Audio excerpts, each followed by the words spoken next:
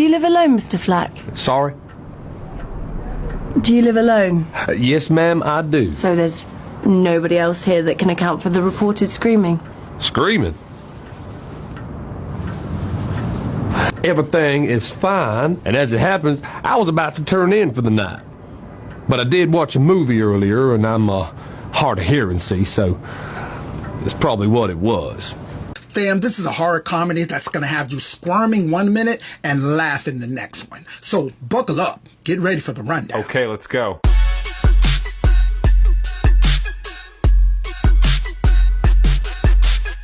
Feed Me kicks off with a premise that's both kind of horrifying to think about, but it's also darkly comedic at the same time. It's one of those things that can be difficult to pull off because if you screw it up, you're left with a mess of a movie that doesn't quite even know what it is. After his wife passes away, a guy gets really depressed and makes friends with this strange dude that turns out to be a deranged cannibal who convinces him to end his life in a pretty brutal way. Consensual human consumption. So, you want to eat me?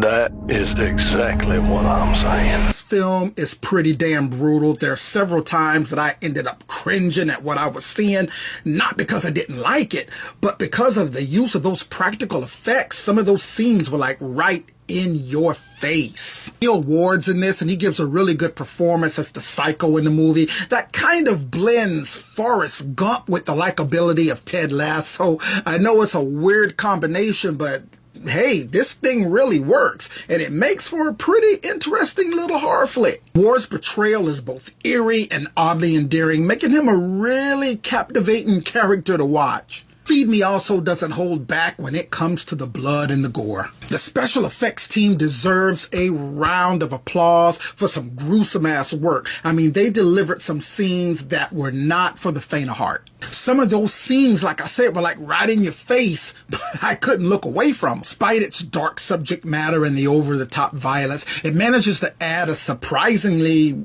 decent amount of humor. It's a cornball of a movie that's based on true events that strikes a balance between horror and comedy, creating a really unique watch that'll keep you engaged. It's the kind of film that won't have you waiting for the next viewing, but it will leave you surprised that you even watched this shit through to the end. And shockingly and strangely enough, that you even got a kick out of it.